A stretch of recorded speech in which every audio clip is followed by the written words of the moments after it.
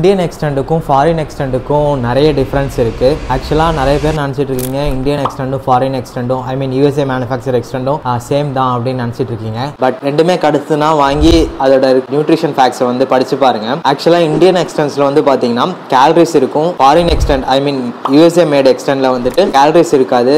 Total கார்போஹைட்ரேட்ஸும் யூஎஸ்ஏல வந்துட்டு 0 இருக்கும். இந்தியனில் வந்து பார்த்தீங்கன்னா அரௌண்ட் 24 கிராம் இருக்கும்னு நினைக்கிறேன். ஸோ அதே மாதிரி பார்த்தீங்கன்னா லூசின், ஐசோலிசின், குளுட்டமின் இது எல்லாத்தோட வேல்யூமே பார்த்தீங்கன்னா இந்தியனில் வந்துட்டு அதோட எம்ஜிஸ் எல்லாமே ரொம்ப கம்மியாக இருக்கும். லைக் ஒரு 0.8 கிராம் வந்துட்டு கம்பேரிங் யூஎஸ்ஏவோட கம்மியாக இருக்கும். இதுக்கு என்ன ரீசன்னா இந்தியன் நார்ம்ஸ் படி எஃப்எஸ்எஸ்ஐ ஸ்டாண்டர்ட்ஸ்க்கு ஏற்ற மாதிரி தான் வந்துட்டு இந்தியன் மேனுஃபேக்சரிங் ப்ராடக்ட்ஸ் எல்லாமே மேனுஃபேக்சர் பண்ணுவாங்க. ஸோ நம்ம ஃபாரின்ல இருக்க அதே டோசேஜ் வந்துட்டு இந்தியாவில் யூஸ் பண்ணக்கூடாது. ஸோ இதனால தான் வந்துட்டு இந்த டிஃபரன்ஸ் இருக்கு. இதனால ரிசல்ட் அடிபடுமான்னு கேட்டிங்கன்னா கண்டிப்பாக வந்துட்டு யூஎஸ்ஏ எடுக்கிறவங்களுக்கும் இந்தியன் மேனுஃபேக்சரிங் எடுக்கிறவங்களுக்கும் நிறையவே டிஃபரன்ஸ் வந்துட்டு இருக்கும் ரிசல்ட் வைஸ்ல. உங்களுக்கு வந்துட்டு உங்கள் கோல் ப்ரிஃபரன்ஸ்க்கு ஏற்ற மாதிரி யூஎஸ்ஏ எடுக்கணுமா இல்லை இந்தியன் எடுக்கணுமாங்கிறத சூஸ் பண்ணிக்கிடுங்க.